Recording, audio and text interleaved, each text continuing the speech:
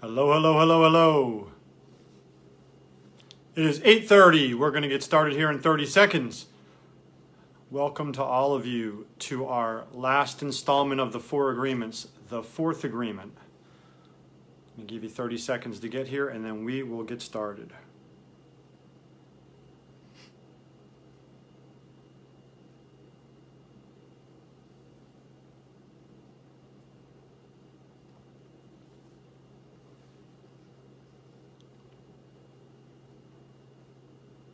Welcome to all of you. For those of you that have not been watching, this is the 4th of the 4 agreements. I will do a slight recap on each of the first 3 as they do have, they are interdependent on each other and they do have an impact on the 4th one. But I highly encourage, if you've not watched the previous 3, that you do so because there is some value. Welcome to all of you. Thanks for joining us tonight, and I look forward to a great discussion.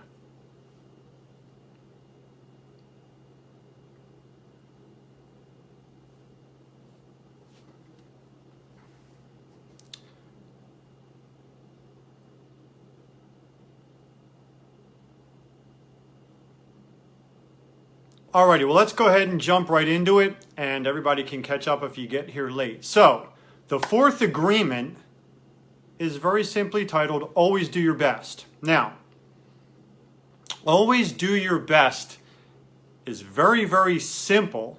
It's a simple concept, it's simple to say, but it's not necessarily easy to put into place because we overthink it.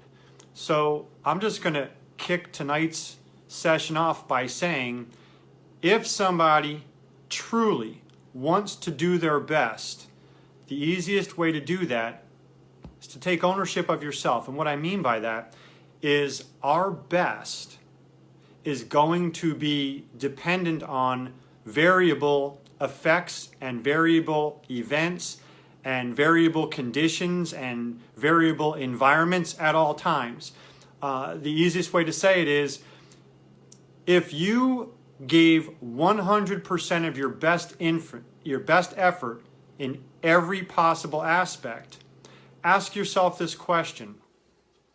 Are you in the same state of capability at 2 o'clock in the morning as you are at 2 o'clock in the afternoon? Or is there a time of day where you're full of energy versus tired, more aware versus a little bit sleepy or confused? Do you have days where you're healthy and you feel good versus days where you wake up and either you didn't sleep well or maybe you were around some people who were sick and you were starting to catch something from them? There's a bunch of different variables that will contribute to what your ability to do your best is. So if you can think of a scale of 1 to 100, okay, 1 to 100, understand that giving your best effort, which would be 100% of your best effort, is going to yield different results between 1 and 100 based upon those variables. And if it doesn't make sense by the end of this session, it will. But what I'm simply saying is we have to be aware of ourselves, which brings us to the first agreement.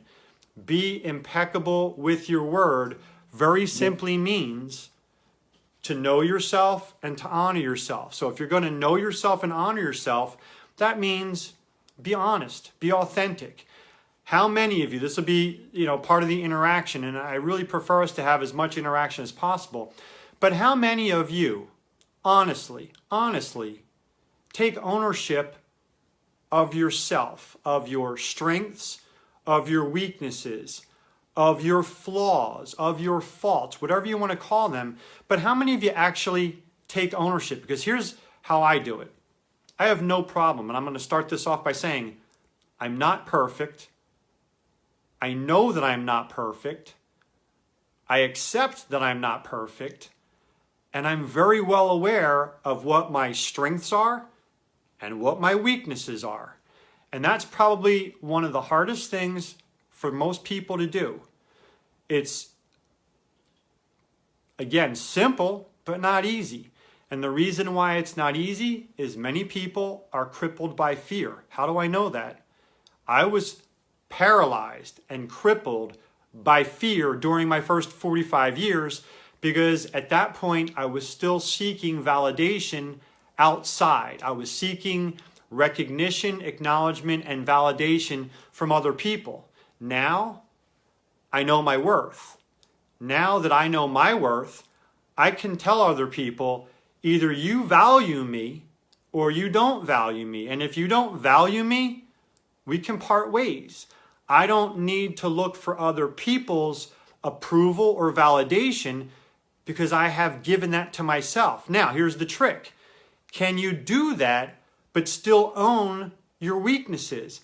Because that's the difference between having a healthy self-awareness versus being arrogant, cocky, narcissistic. There's a bunch of different terms for that.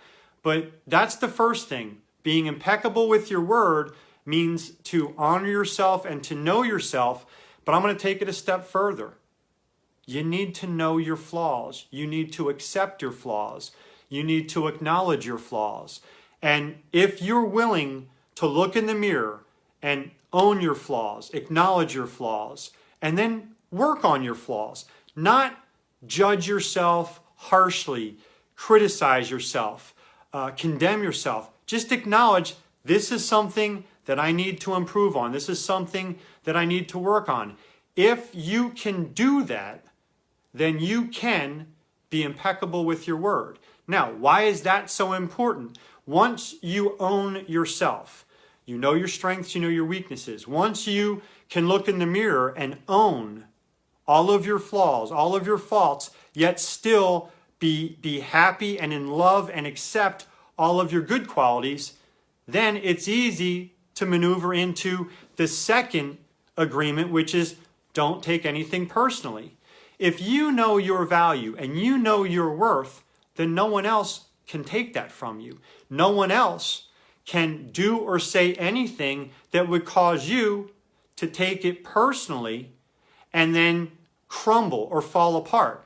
It can still be said to you, it can still be done to you, and you can have a reaction to it by saying, I choose not to accept that, or I choose to remove myself from that environment, but you're not going to walk away and second guess yourself. You're not going to walk away asking yourself, am I good enough? You're not going to walk away wondering why. You're going to say, that person doesn't understand my value. That person does not deserve my gift or whatever it is. So you can avoid taking anything personally by knowing your value and knowing your worth.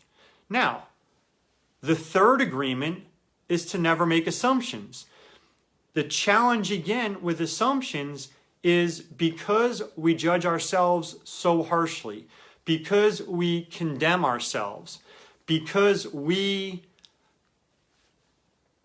fail to truly appreciate ourselves, then we assume that just as we judge ourselves and therefore we ultimately judge others, we assume that others are judging us the same way.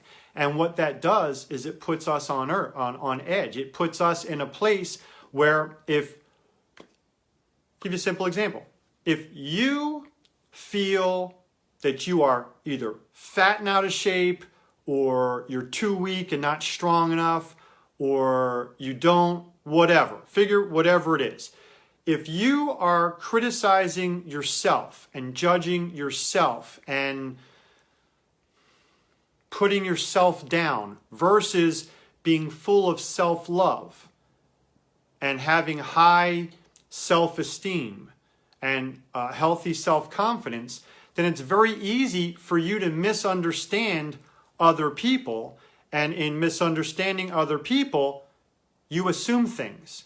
And when you assume things, you take a feeling which could be real. You could have a very real feeling. But if you get that feeling up to your mouth, let it go through your throat to your mouth, and then you have a healthy dialogue, a healthy conversation with the person that created that feeling, then it doesn't do damage because you're no longer assuming. You are having a conversation to eliminate the illusion, eliminate the need to assume anything. However, for most people, because of our fears, because of our fears, we're afraid to engage that person in a conversation because we've already assumed that they're judging us, they're criticizing us, whatever. So we allow that feeling to go past our mouth into our head, which I have deemed crazy town, because anybody that has one-way conversations with themselves is not doing anyone, including themselves, a favor, yet we've all done it, myself included. Now we allow that feeling to turn into an assumption, we give it fuel and we allow it to careen out of control. So now we're making assumptions simply because we were afraid to have a healthy dialogue and a healthy conversation. And here's the problem. Assumptions are not real. Assumptions are feelings. And there are people that will argue, well, feelings are real. So I'll give you that one. You can have feelings that are real, provided that you don't act on your feeling. Instead, embrace your feeling and then address your feeling by having the conversation with the person who created the feeling. If you do that, you'll never have a need for assumptions. So it's very easy. It's very simple once we acknowledge that we're not going to judge ourselves, we're not going to criticize ourselves, so we're no longer going to fear being judged or criticized by others. How do we do that? Self-love, self-care, self-awareness, self-esteem, self-confidence. So, tie those all together. How do we always do our best? By being honest. By being honest. If you follow me on Instagram or Facebook and you really do more than just click on my post. Like, I can't make anyone do anything. But what I would love is for people to actually read my post, then read my message that accompanies my post, think about it, and then comment on it. That's what I would love. Because see, if people actually did that, you will learn from me and I will learn from you, and we will all be better together. My posts are not things that I just put up there. My posts are part of my journey that I've been on for the last 5 years after a 45-year roller coaster ride through a crazy haunted funhouse. That's basically how I would describe life. Most people get on the roller coaster. That roller coaster literally goes inside and outside of a carnival funhouse / haunted house, and that's our lives. If you can instead get off the roller coaster and get on the path and begin to walk the path and embrace who you are. Take off the mask. See, the mask is what prevents us from being authentic. The mask is what we hide behind because we feel that if we put the mask on and we hide behind it, you'll never know who I am. And if you don't know who I am, you can't judge me. And if you can't judge me, I don't have to be afraid. That's the sick, vicious circle that we're all born into. And when I say we're born into it, just go look at a little baby. A little baby, whether it's 6 months old, 2 years old, 3 years old, every single one of us starts off without any fears. We have no fears. We have no fear of being judged. We have no fear of being criticized. We don't have a fear of being alone. We actually are at peace, we're happy, we're filled with joy, we're filled with love, we're just happy. It's only after parents, brothers and sisters, aunts and uncles, neighbors, other kids, school, whatever, begins to program over and over the limitations, the judgments, which begin to create the fears and the anxieties that we then carry through for the rest of our lives. That's why every single one of us, unfortunately, has got to find a way to deprogram all of the junk. And the easiest way to do that is to own our stuff, to stop living in fear of judgment, to stop living what I call the lie. Because if you're not willing to look in the mirror and own your flaws, you're only lying to yourself. It's real easy for me to say, here's what I'm really, really good at, and here's what I'm not good at, because I don't have a fear of saying, I don't know. I don't have a fear of saying, I'm not good at that. The people closest to me will actually get mad at me and say, why do you put yourself down? I'm not putting myself down. I just know my limitations. There are things that I excel at. And in the things that I excel at, here's your best advice. Don't challenge me. Because my background, having studied mathematics, I was a math major for 2.5 years in college. If you understand math, they give you pencils, not pens, because you have to prove all of your work. When you are studying math in a high level, you have to prove everything. Getting the right answer doesn't mean anything if you can't prove your work. And getting the wrong answer doesn't mean anything if when you're proving your work, the teacher can see, if the professor can see, wow, there were 17 parts to that equation and the first 9 were right. The 10th one, you were way off, but then 11 through 17, you were doing them right, just down the wrong level. You still get a good grade because you're proving your work. So I have been trained and conditioned to measure twice and cut once. If you don't know what that means document and validate anything and everything before you speak. It's a blessing and a curse, because there are people, including my mom who I love, will say things to me like, why do you think you're always right? And I say, I don't think I'm always right, but when I'm not right, I don't talk. When I'm not right, I sure as heck don't debate or argue.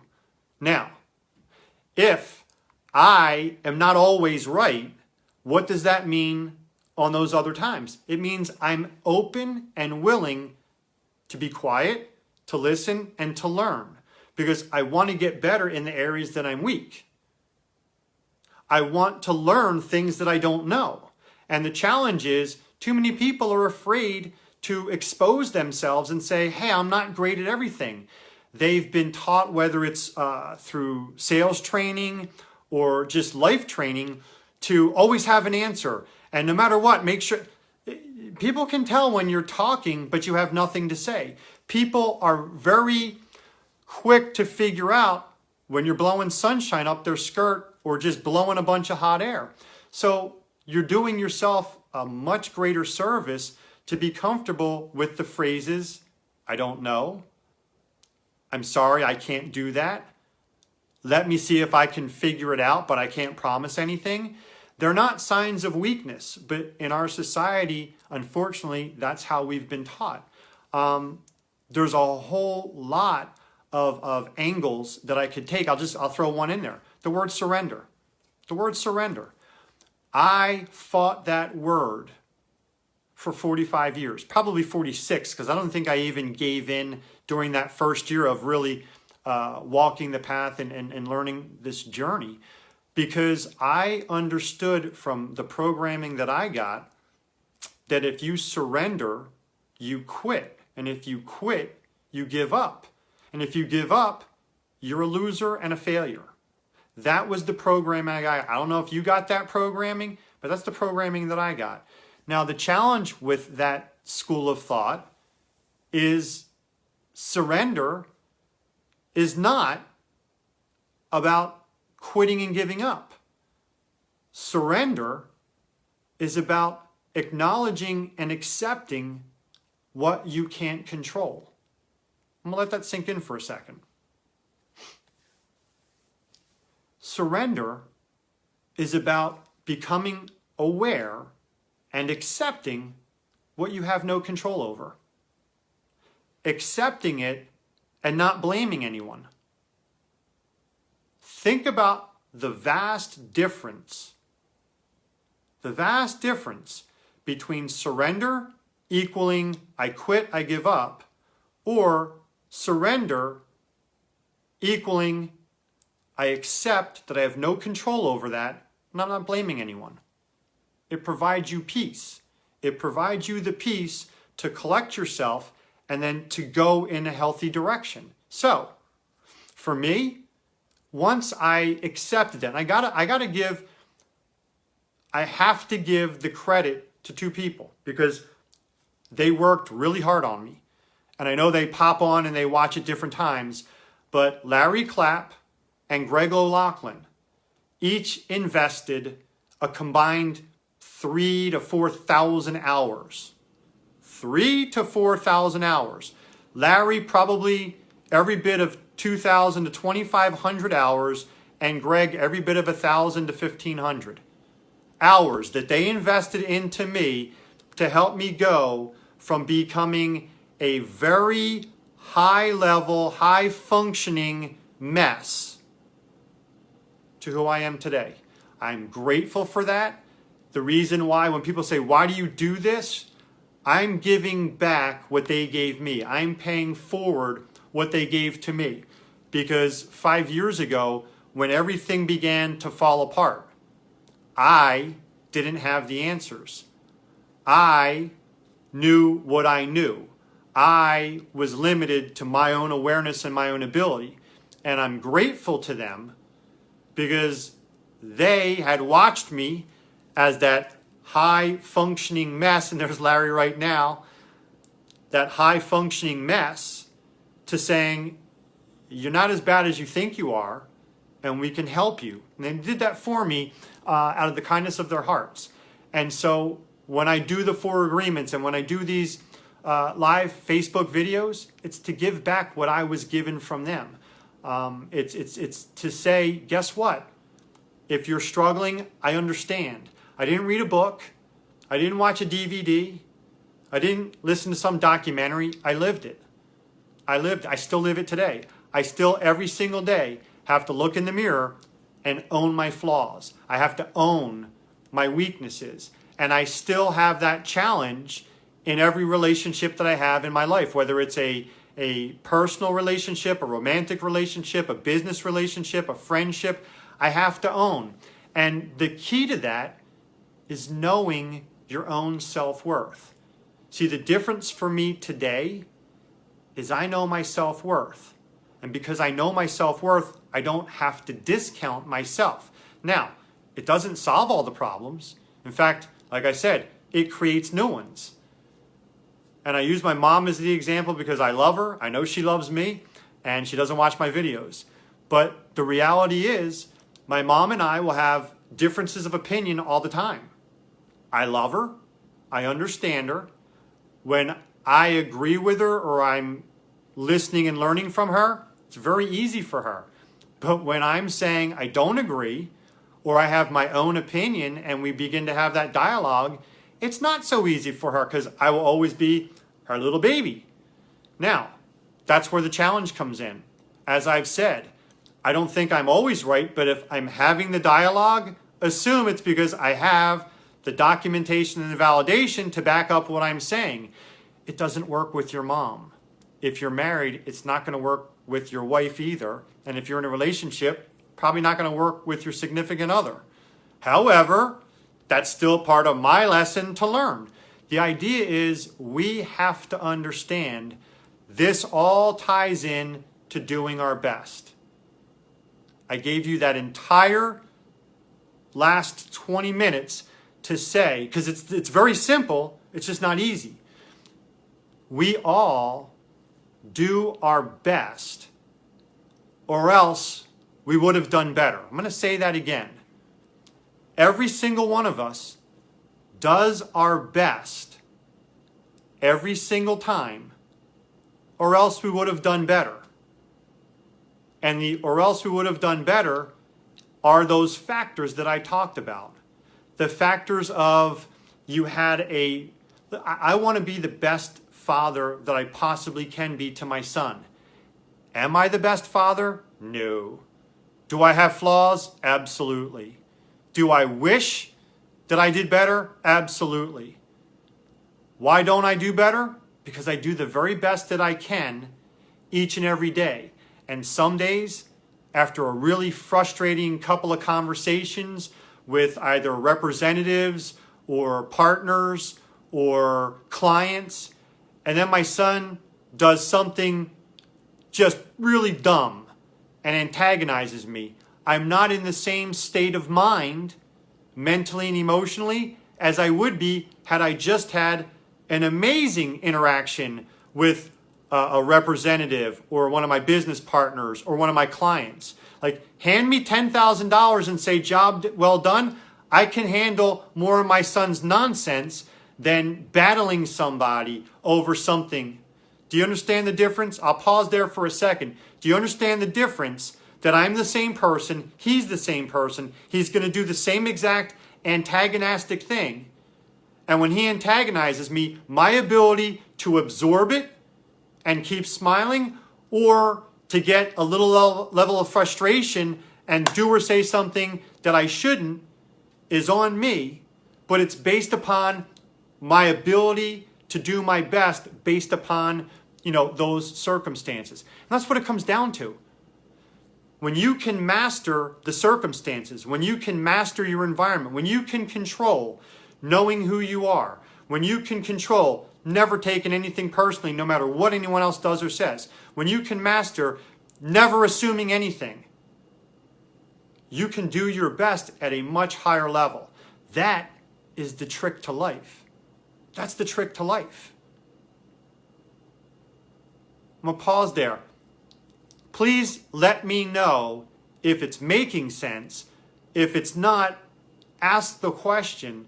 But the bottom line is, all we have to do is constantly focus on ourselves, constantly work on ourselves, constantly know who we are, honor who we are, acknowledge our strengths and weaknesses, acknowledge our flaws and our faults, constantly accept where we are and improve on it. Accept where we are and work to improve on it. Accept where we are without blaming anyone and work to improve on it. Don't allow, again, don't taking things personally, again, is so simple to do. If you right now said to me, John, I think you're a 90-year-old woman, it's pretty clear to me that I'm not a 90-year-old woman, so it would bounce right off me. So whatever anybody would say or do, whatever antagonistic label, comment, criticism, if I can treat it with the same level of not caring as if you called me a 90-year-old woman, then you can't affect me. So I don't take it personally. But it's up to me to recognize that you're antagonizing me, you're criticizing me, you're judging me because of your own problems. You are dealing with your own level of whatever. Okay? You're doing what you're doing because you're battling your own demons. See, one of the challenges that we all have to acknowledge is that we all live in an invisible prison cell. That prison cell is fear. Fear of ... Everybody has their own fears. Now, we are the prisoner in this invisible cell, but we're also the prison guard and the prison warden. So we are in control of opening that door and walking out. We're also in control of releasing the prisoner for good and saying, you don't belong here anymore. It's up to us to acknowledge, and that's why I say, if somebody does or says something that affects you and offends you, here's the easiest way. From your heart, not your head, from your heart. And you don't have to say this out loud. You can say this to yourself. I'm sorry that you're so unhappy. I hope you find peace. Could you imagine that whatever anybody does or says to you, instead of taking it personally, instead of getting upset, saying, yeah, I know who I am. Sorry that your life is such hell. I'm sorry that you're so out of sorts. I wish you peace. Now, you can say it out loud, but that will antagonize them. So, say it to yourself, smile, and walk away. If you choose not to escalate things, you can avoid 99% of confrontation. But it stems with knowing who you are, acknowledging your strengths and your weaknesses, you setting your own self-worth, you deciding what your value is, and then never, ever, ever put yourself out on discount again. If you're willing to do those things, then you will learn, apply, and master the 4 agreements. Be impeccable with your word, honor yourself. Know yourself and honor yourself. Don't take anything personally. Never make assumptions, and always do your best. And acknowledge that your best is going to be different every single day and throughout the day. Every single day and throughout the day, our ability to reach 100 is going to be different. So understand that there's 2 gauges. There's the effort gauge and there's the result gauge. They both go from 1 to 100. Always give your best, which means give 100% of your effort so you have no regrets. But go into each day knowing that your 100% effort is going to produce a different result based upon the circumstances. And I use my son as the example. I love my son unconditionally. I would do anything. I would take a bullet for him. But it doesn't change the fact that he will drive me nuts and he will antagonize me when he wants. Now, my job is to be in such control of my environment that I don't react, and that when I give my 100% best effort, it yields the best result. But I also know that my best result some days is going to come around 70%, while other times it's going to come in at 95%. Because I know that I'm not perfect. I'm not expecting to be perfect. But I also expect to give my best and recognize that that result is going to be a variable result based upon the conditions and my ability to manage them. Because I also know that I will not always be impeccable with my word.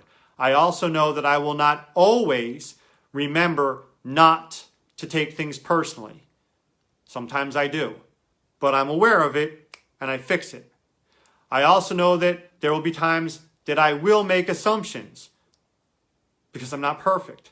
So I'll make the assumption, recognize it, and then fix it. So again, it's not about perfection, it's about awareness. With that, I thank you all for joining. Again, my only request is that we make these Wednesday nights as effective as we possibly can, which means you interact, you share with other people, you engage other people. My job is to share my experience, my journey. There's my good friend Larry. Larry, again, I can't thank you enough. I don't say it just as an, oh, by the way, Larry Clapp and Greg O'Loughlin, I owe everything that I have and everything that I am on this journey to them because they were willing to be there while I was putting the pieces back together and figuring these things out. That's what I want for each of you. For you to know that you are good enough right now as you are. And if you're willing to make the effort and put some work in, you can have some amazing results. Until next Wednesday, this is John Costino saying God bless. Thanks for being here. See you next week.